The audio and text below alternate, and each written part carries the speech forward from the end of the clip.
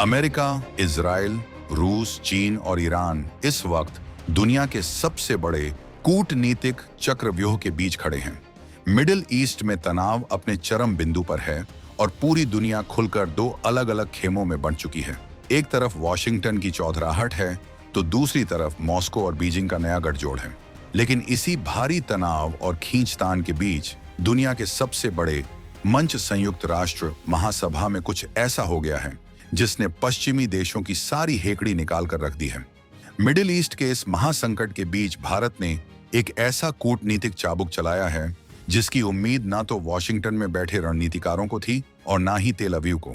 America और Israel को खुलेआम चुनौती देते हुए भारत ने 123 देशों के साथ मिलकर वो दांव चल दिया है जिसने रातों रात दुनिया की भू राजनीति का पूरा गेम पलट दिया है।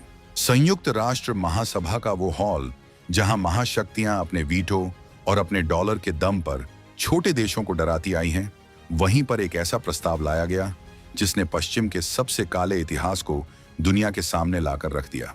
यह प्रस्ताव अफ्रीका के देश घाना और उसके साथ करीब 60 अन्य देशों ने मिलकर पेश किया था। बाहर से देखने पर यह सिर्फ एक कागज का टुकड़ा लग सकता है, लेकिन असल में यह पश्चिमी देशों के अहंकार पर सबसे करारी चोट थी। इस प्रस्ताव में बिल्कुल साफ शब्दों में कहा गया कि पुराने समय में अफ्रीकी लोगों को गुलाम बनाना, उन्हें जहाजों में भरकर अटलांटिक पार ले जाना और नस्ल के आधार पर इंसानों को अपनी संपत्ति समझना मानवता के खिलाफ सबसे बड़ा और जघन्य अपराध था। यह सिर्फ इतिहास के पन्ने पलटने की बात नहीं थी, यह आज की महाशक्तियों को उनकी औकात याद दिलाने का एक बहुत बड़ा अभियान था। अब उस वोटिंग मशीन के नतीजों पर आते हैं जिसने दुनिया के सबसे ताकतवर मुल्कों को पानी पीने पर मजबूर कर दिया। संयुक्त राष्ट्र के उस विशाल हॉल में जब इस प्रस्ताव पर वोटिंग शुरू हुई तो हर किसी की धड़कनें तेज थीं। रिजल्ट स्क्रीन पर फ्लैश हुआ और आंकड़े देखकर पूरा पश्चिमी गुट सन्न रह गया। दुनिया के 123 देशों ने एक सुर में इस प्रस्ताव का समर्थन कर दिया। 52 ऐसे देश थे जिनकी हिम्मत जवाब दे गई और उन्होंने वोटिंग से पूरी तरह दूरी बना ली। लेकिन सबसे बड़ा सस्पेंस उन देशों के नाम में था जिन्होंने बेशर्मी के साथ इस प्रस्ताव का विरोध किया। पूरी दुनिया में सिर्फ 3 देश ऐसे थे जिन्होंने इस प्रस्ताव के खिलाफ लाल बटन दबाया।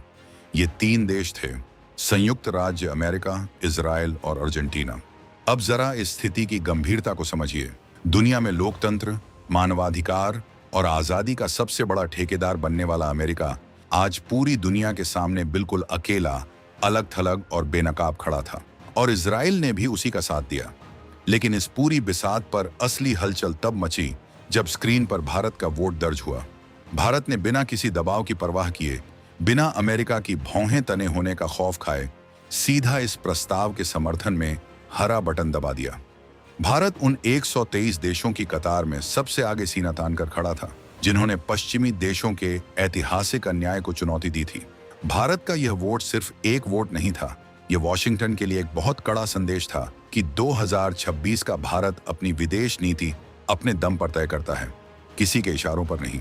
मिडिल ईस्ट के तनाव के बीच जहां अमेरिका यह उम्मीद कर रहा था कि भारत हर अंतर्राष्ट्रीय मंच पर उसका साथ देगा, वहीं भारत ने ऐतिहासिक न्याय का पक्ष चुनकर अमेरिका और इजराइल दोनों को भारी झटका दे दिया।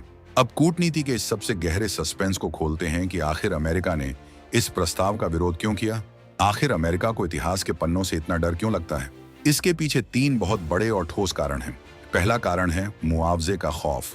इस प्रस्ताव में साफ तौर पर लिखा गया था कि जिन देशों ने सदियों तक गुलामी की व्यवस्था चलाई, उन्हें अब इसका हर्जाना या मुआवजा देना चाहिए।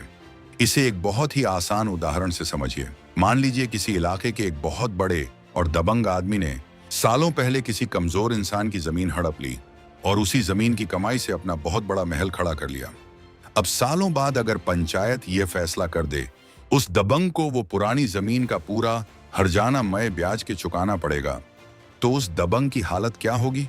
अमेरिका और यूरोप के कई देशों का आज जो इतना बड़ा विकास और चकाचौंध दिखता है, उसकी नींव में इसी दास व्यापार का काला सच छिपा है। अमेरिका को डर है कि अगर उसने इस प्रस्ताव का समर्थन कर दिया तो दुनिया भर के देश उससे खरबों डॉलर के मुआवजे की कानूनी मांग शुरू कर देंगे। यह आर्थिक खौफ ही है जिसने वॉशिंगटन को लाल बटन दबाने पर मजबूर किया। अमेरिका के विरोध का दूसरा बड़ा कारण है इसके कानूनी प्रभाव। एक बार जब संयुक्त राष्ट्र जैसे दुनिया के सबसे बड़े मंच से यह प्रस्ताव पास हो जाता है तो यह अंतर्राष्ट्रीय अदालतों के लिए एक बहुत बड़ा हथियार बन जाता है। अमेरिका ये कभी बर्दाश्त नहीं कर सकता कि उसके नागरिकों या उसकी सरकार को अंतर्राष्ट्रीय अदालतों के कटघरे में खड़ा करके जवाबदेही मांगी जाए। और तीसरा सबसे बड़ा कारण है नैरेटिव कंट्रोल, यानी दुनिया भर में माहौल बनाने की ताकत।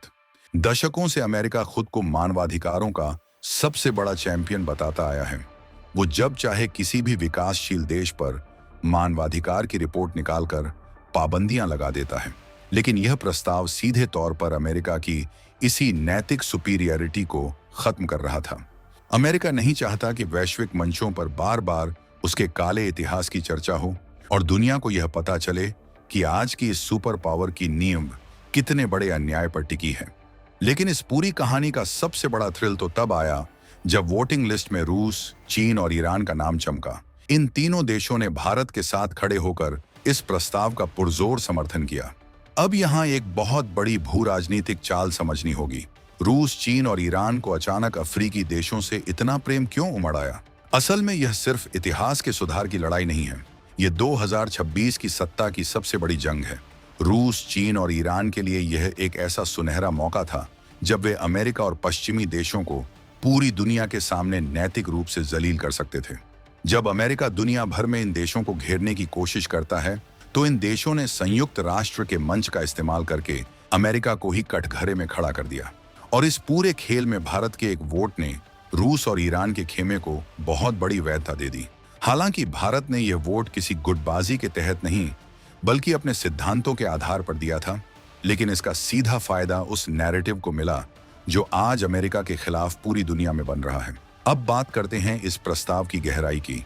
ट्यूनीशिया, अल्जीरिया, मिस्र, मोरक्को, सोमालिया और सूडान जैसे देशों ने इस प्रस्ताव को पास कराने में अपनी पूरी ताकत झोंक दी थी। इन देशों का तर्क बिल्कुल स्पष्ट था। उनका कहना था कि गुलामी कोई ऐसा इतिहास नहीं है जिसे आप भुला दें। इसका असर आज भी अफ्रीकी मूल के लोगों के जीवन पर साफ दिखाई देता है। आज भी जो नस्लवाद, जो आर्थिक गैर बराबरी दुनिया में मौजूद है, उसकी सीधी जड़ें उसी पुराने दास व्यापार से जुड़ी हुई हैं। इस ऐतिहासिक प्रस्ताव में कुछ ऐसी बातें शामिल की गई हैं जो पश्चिमी देशों के लिए किसी कड़वी दवाई से कम नहीं थी। इसमें उपनिवेशवाद यानी कॉलोनियलिज्म को सबसे बड़ा अपराध माना गया है। इसमें स्पष्ट किया गया है कि मुआवजे की मांग बिल्कुल जायज और वैध है। अब यह मुआवजा शब्द ही दुनिया की राजनीति का नया बम बन चुका है। मुआवजे का मतलब सिर्फ कुछ डॉलर दे देना नहीं है। इसका मतलब है पूरी दुनिया के सामने औपचारिक रूप से माफी मांगना, अपनी गलती स्वीकार करना, पीड़ित देशों के आर्थिक पुनर्वास का जिम्मा उठाना और यह गारंटी देना कि भविष्य में कोई भी ताकतवर देश किसी कमजोर देश का ऐसा शोषण नहीं कर पाएगा। इसी मुद्दे पर संयुक्त राष्ट्र के महासचिव एंटोनियो गुटेरस का वो बयान सामने आया जिसने पूरी दुनिया का ध्यान अपनी ओर खींच लिया। गुटेरस ने मंच से बिल्कुल साफ शब्दों में कहा कि लाखों अफ्रीकी लोगों को उनके घरों से, उनकी मिट्टी से जबरन छीन लिया गया था। उन्हें जानवरों की तरह जहाजों में भरकर समंदर पार ले जाया गया। हालात इतने अमानवीय थे कि हर 7 में से एक व्यक्ति रास्ते में ही समंदर की लहरों के बीच अपनी जान गंवा बैठता था। गुटेरस ने किसी का नाम लिए बिना पश्चिमी देशों को आईना दिखाते हुए कहा कि यह पूरी की पूरी व्यवस्था सिर्फ और सिर्फ लालच, झूठ और क्रूरता पर आधारित थी। संयुक्त राष्ट्र प्रमुख का यह बयान इस बात का प्रमाण है कि दुनिया अब अमेरिका के बनाए हुए झूठे सच को मानने के लिए तैयार नहीं है। अब उन देशों के तर्क पर भी नजर डालते हैं जिन्होंने इसका विरोध किया। अमेरिका, इजराइल और अर्जेंटीना ने अपने बचाव में क्या कहा? उनका तर्क इतना कमजोर और खोखला था कि 123 देशों ने उसे सीधे कचरे के डिब्बे में डाल दिया। अमेरिका का कहना था कि यह प्रस्ताव इतिहास को सिर्फ एक तरफ से दिखाता है। उनका तर्क था कि इस विषय पर पर्याप्त चर्चा नहीं हुई है और यह पुराने घावों को फिर से कुरेदने का काम करेगा। लेकिन दुनिया के 123 देशों का संदेश बहुत कड़क था। अगर घाव आपने दिए हैं तो उसका हिसाब भी आपको ही चुकाना होगा। अब लौटते हैं इस पूरी कहानी के सबसे मुख्य किरदार यानी भारत पर। भारत के इस समर्थन का असल मतलब क्या है? भारत का यह वोट सिर्फ एक राजनयिक औपचारिकता नहीं है। यह इस बात का खुला ऐलान है कि भारत आज ग्लोबल साउथ यानी दुनिया के उन सभी विकासशील और पिछड़े देशों का निर्विवाद नेता बन चुका है। भारत खुद सदियों तक उपनिवेशवाद और विदेशी ताकतों के शोषण का शिकार रहा है। भारत के लोगों ने अंग्रेजों के उस काले दौर को देखा है जब देश की संपत्ति को लूटकर बाहर ले जाया गया। इसलिए जब अफ्रीकी देश अपने ऐतिहासिक न्याय की मांग लेकर खड़े हुए तो भारत का उनके साथ खड़ा होना एक बहुत ही स्वाभाविक और मजबूत सैद्धांतिक फैसला था। लेकिन इसका कूटनीतिक असर बहुत भयानक है। मिडिल ईस्ट में अमेरिका और इजराइल मिलकर जो रणनीतिक बिसात बिछा रहे हैं उसमें वो भारत को अपना सबसे अहम मोहरा मानते हैं। पश्चिमी देश यह मानकर चलते हैं कि चीन को रोकने के लिए भारत को हर हाल में अमेरिका का साथ देना ही पड़ेगा। लेकिन भारत ने संयुक्त राष्ट्र में अमेरिका के खिलाफ वोट करके वॉशिंगटन के रणनीतिकारों के दिमाग के तार हिला दिए हैं। भारत ने साफ कर दिया है कि हम आपके पार्टनर हो सकते हैं, लेकिन हम आपके पिछलग्गू बिल्कुल नहीं हैं। जहां आप गलत होंगे, 2026 का नया और आक्रामक भारत आपकी आंखों में आंखें डालकर आपको गलत कहेगा।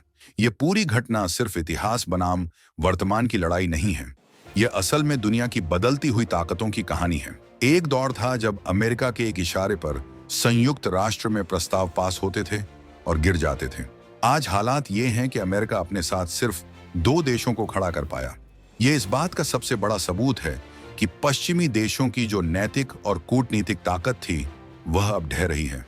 दूसरी तरफ रूस, चीन और ईरान ने इस पूरे मौके का बहुत ही शातिर तरीके से फायदा उठाया है।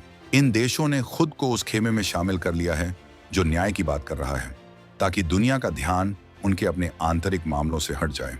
राजनीति का यह खेल बहुत ही निर्मम और सटीक है, लेकिन इस सब के बीच भारत का जो रुख रहा है वह बहुत ही संतुलित लेकिन बेहद आक्रामक रहा है।